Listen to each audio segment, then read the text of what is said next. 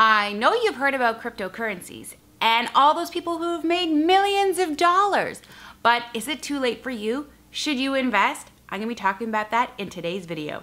I'm Limor and I'm gonna show you how to crush it with your finances. Boom, let's get started.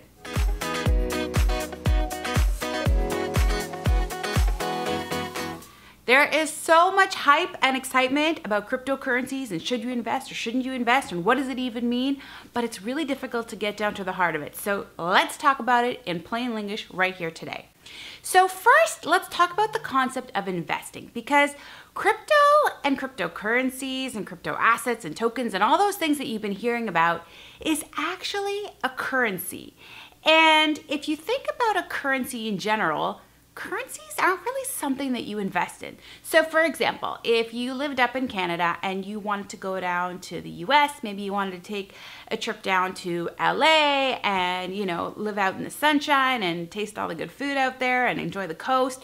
If you put some money aside in a bank account that's converted into US dollars, whether you got US dollars some way or you converted your Canadian dollars and you had the money sitting in that bank account and you saved it for 6 months, and at the time that you went away to LA, the Canadian dollar was a little bit lower, well, you would have benefited because if you had to exchange the money right before you left, well, it wouldn't go as far. So you may benefit from the fact that your dollar has gone a little bit further than if you had converted right before you left, but that doesn't mean that it's necessarily an investment.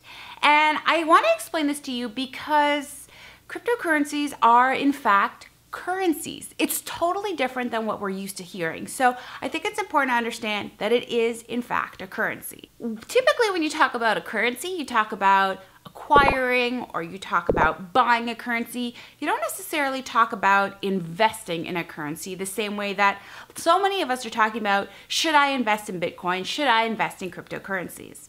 Now, the reason this is important is because a currency is actually not backed by anything. I know, this is a little bit crazy and it may not be what you're thinking, but even our Canadian dollar, our US dollar, our euro, they're actually not backed by anything. Those types of currencies are actually called fiat. Fiat is when the government declares that a currency is legal tender. Basically, it just means that the government is saying, hey, this is the currency that we're using. And so you may think, oh yeah, but there's got to be some intrinsic value, but it's really just our perceived value. And we've just been using these currencies for so long that we don't stop to question them. We just say, okay, great, this is the currency that I use, this is the value. And so it's important to understand that there's nothing behind it, nothing backing it. It's not, connected to how much gold we have or how many of any kind of asset that we have. It's just a currency that we use. And this is important because Bitcoin and so many other cryptocurrencies are exactly the same. But when I hear people responding to, what? It's not backed by anything? Like, what about our other currencies? People really think that it's totally brand new. It's this crazy thing that it's not backed by anything. But in reality, our existing currencies that we use are not backed by anything either. I know, crazy, right? So anyways, moving on. Let's talk about more traditional investing for a moment because I'm going to connect the dots for you. And so if you're going to invest in a stock, if you're going to buy some real estate, those are investments that are backed by actual assets. So if you're investing in a stock, it's actually connected to a company on the back end that's hopefully doing good work and providing value for their customers, and as a result generating lots of profit, and with that profit, well, the stock in fact goes up. Now, same kind of idea with real estate. There's real estate in the back end, there's a piece of property. When the value of the property goes up, well then, you're gonna be able to benefit. But there is an actual physical or tangible or asset in the background, which is actually propping up the investment. So whether that's stock or whether that's real estate. Cryptocurrency in many ways is kind of similar to a stock, but it's also different. Of course, like I said, there's no asset in the background, but it's kind of like a stock in that there is a ton of volatility. I'm sure you might have heard that, Bitcoin started at next to nothing cents on the dollar. It's made its way in the end of 2017 all the way up to $20,000 US per single Bitcoin. Now it's hovering in and around $9,000 US per Bitcoin. And of course, it depends on when you're watching this video, it might be much higher or it might be much lower. Who knows?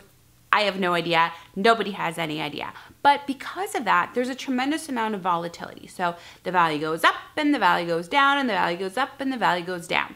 So with stocks, when that happens, obviously what we're trying to do is, if we're doing this kind of on a more short-term basis, we want to buy low and we want to sell high, of course. I know many of us end up doing the opposite, unfortunately. There's some other similarities as well, like for example, the fact that stocks are traded on an exchange. So typically when it comes to companies, they're traded on one stock exchange. I mean, you can actually have a company listed on 2 exchanges, but the majority don't actually do that. So let's just say they're on one exchange. Now, when it comes to cryptocurrencies, there's actually tons and tons of exchanges, probably in and around 100 as of today that I'm filming this video, but they're popping up left, right, and center. And so depending on when you're watching this, there could be quite a bit more. And now the difference is that when you have a particular cryptocurrency or a crypto coin or token, it's actually often traded on more than one exchange. So it's a little bit of a different nuance. If you had stocks that you'd invested in, whether it's one particular stock or maybe it's a portfolio of stocks that you've got your money, it's in the exchange, and you can't actually use that stock to buy the stuff that you need for your life. You know, you can't buy it you can't use that money to get new tires, you can't use that money to go out for dinner, you can't use that for a vacation, or you want to be able to actually use that money, well, you've got to be able to sell the stock and get rid of it.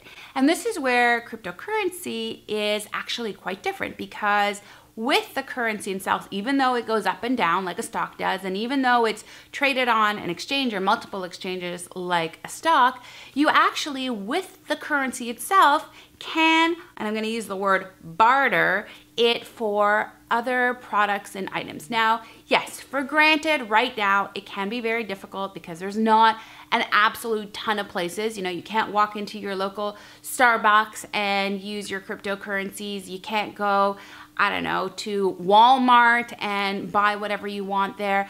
But it is possible to use cryptocurrencies to be able to barter or exchange it for products and goods and services that you want. Now, of course, the merchant acceptance is not where we want it to be, but that's where this starts to get exciting, because that's really the future and the vision of where cryptocurrency is going. So let me just recap here. I talked about why cryptocurrency is actually a currency. And so, you know, in historical or kind of typical ways of talking about currency, you don't actually invest in a currency, but there's a lot of nuances that are a little bit different than this, than your typical Canadian dollar or US dollar or euro. So I have seen quite a number of different credible sources that are calling cryptocurrency a new asset class. And they're comparing it to alternative asset classes, so things like commodities or maybe REITs or other types of things where you can put your money and it can grow. But the interesting thing about this is that as of right now, it's actually really difficult to have your assets or the money that you've got for investing, for maybe your retirement or just to make your money grow. It's kind of hard to have that managed by banks and financial institutions in the crypto world, because in actual fact, right now, they're like completely staying away. Now, that being said, there are some sort of more shady guys, and I definitely know a couple of them, who you can sort of give them your money and they can manage part of your money inside the cryptocurrency space. And if you think about it in that way, you know, from an investing standpoint, there's kind of two extreme ways, if you will, that you can think about investing. I guess any kind of investing, or, you know, in particular, kind of how it relates to stocks, and also how I'm going to talk about it in the crypto world. So the first way is to buy and hold, right? So let's say that you're in your early 30s and you're retiring when you're 65, well, hopefully earlier, but let's just say 65, and you know, for that time, you're just going to buy something. You're going to hope that it goes up. And, you know, historicals will tell us that typically assets will go up.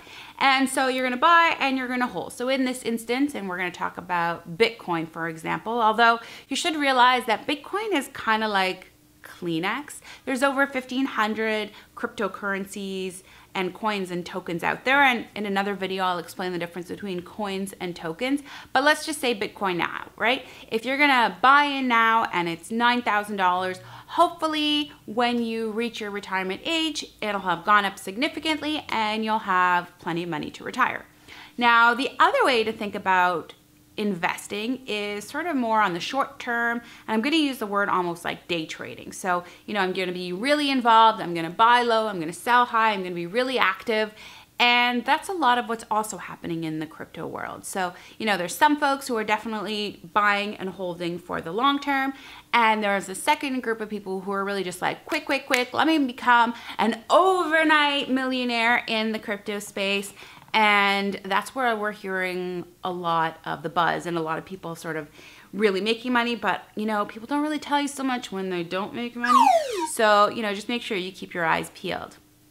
Now, even though there's those two ways of thinking about investing, it's almost like another angle, if you will.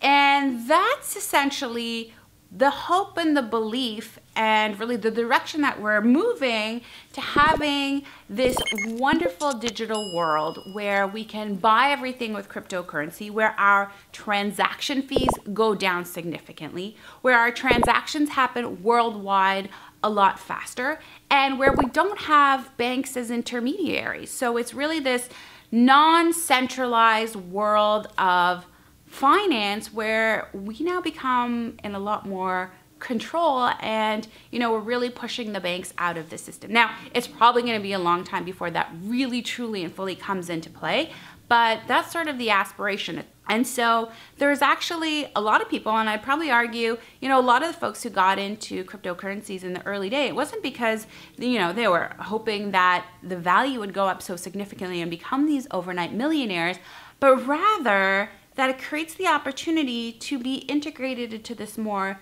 digital world where there's less fees, where transactions are quick, where there's elements that are anonymous. So many of the benefits that come with the cryptocurrency world. And so, for myself, if you're curious, I definitely have money acquired or purchased or invested, whatever word you want to use, in the crypto space. And yeah, there's a part of me that obviously wants to make money in the short term. We all do. But I also really believe in what the future is for cryptocurrency. The fact that, we can have this increased purchasing power. We can have this additional way to transfer money and to be in a great deal more control with, a great deal more security as well. So back to the original question. Should you invest in cryptocurrency? Well, it's the hottest trend that everybody's talking about, but there's also so many misconceptions, so little understanding about what it actually is. Like I said, there's a currency, there is no asset behind it. In many, many aspects, it is pure speculation. You know what speculation is? Are you ready? Gambling. Speculation is gambling. So should you invest? Yes, there's been a lot of uptrends. Yes, there's been a lot of people who have made a lot of money, but don't even think about putting money into cryptocurrency if A, you don't have at least a little bit of a better idea of what it actually is, and B, you need that money for anything under the sun. Okay, of course you may end up making a ton of money, but don't put any money into any investment, crypto or otherwise, but particularly in the crypto space where you might need that money for something, because it is pure speculation and gambling. And while you may end up making $1 million, you could lose just as much money as you end up putting in, and it can happen overnight. It can happen really, really quickly, and you've worked really hard for your money. And of course, I'm a huge advocate of investing, but investing and complete speculation and gambling is a little bit of a different thing, and I want to make sure that your money is safe. If you've decided that this really is for you, you've got a pocket of money that you're totally fine, rolling the ball on, spinning the roulette, whatever the case may be. If you are interested, is it too late? Absolutely not. Actually, in a kind of funny way, I almost want to say it's still a little bit early. So the process right now for getting into cryptocurrencies is honestly super clunky. super difficult, not user-friendly. I can't wait till like the bright minds of Apple get their hands all over it. You know, I mean, you definitely can put your money into an exchange and, you know, you'll email it to them or you'll wire it to them, and then a few days later, they'll take your fiat currency and they'll give you Bitcoin, and then if you want to change it on another exchange, then you can change it to another currency, but then, you know, you might have to download a wallet, which I'm not saying these things are bad, but I'm just saying overall, it's not nearly as straightforward and simple as a lot of the kind of user experiences that we are accustomed to as customers of this really fast, instantaneous, and tons of gratification in the world that we have. So I definitely needed a lot of help to figure out and make sure that I did it right and I didn't, you know, lose my money or do something funny like that. And so, you know, there definitely is a ton of opportunity in this space, but again, it's still kind of speculation. So make sure that if you're going to be doing this, that you're comfortable losing that money, because that absolutely could happen. And on that note of losing that money, I actually want to talk about ICOs. I'm sure you've heard about these. Gosh, you cannot have a crypto conversation without somebody bringing up an ICO. So an ICO is an initial coin offering. There's basically this new coin that's coming to market, and it's going to serve this really great need, and it's, you know, really exciting, and the promise is incredible. And if you put your money in right now, you can get in at 10 cents on the dollar or 20 cents on the dollar or 50 cents on the dollar, and you're going to make so much money because it's going to launch at $3 or $4, and, you know, you'll have your return will be like 500% within a couple of months. I hear this stuff all the time. Now, essentially, if you do decide to put money in an ICO, well, if they never come to market, if the coin is never launched, if it never sees the light of day on an exchange, your money is gone. Like poof, gone. You have zero repercussion. Did I say that? Zero repercussion. Because I want to make sure that you truly understand. Now, a lot of the marketing pitches are really phenomenal. And I know some pretty smart people who have done a ton of investing in other realms and other types of businesses and other types of investment who've done really well, who've lost money in ICOs. And so, you know, I would definitely try to stay away from them unless you're super, super sure and you've done all your due diligence. Because, you know, once a coin is on the exchange, of course, yeah, it can go down in value, it can go up in value. But, you know, essentially when it comes to speculation that the coin may even arrive on the market, well, I mean, there's even more opportunity to lose your money. Now, I'm not a negative Nelly. I just want you to be careful because you work so hard for your money to live a financially fabulous life, and I don't want you to lose your hard-earned money. So I hope you learned a lot in this video, and if you've got any more questions, put them in the comments below. I'll definitely be creating a whole bunch more videos on cryptocurrency. It's been so fun for me to learn and to be able to share what I've been learning with you guys as I go on my journey. So if you like this video, I'd appreciate if you subscribe and click the bell down below so that you'll get notified when more videos come on out. Thank you again, and as always, if you're looking for more tips and tricks and inspiration, you can always come over to limor.money, where I've got lots of free resources for you to download. Thank you so much for watching, and I will catch you next time. Till then, stay fabulous. Boom, boom, boom, boom. Let's get started.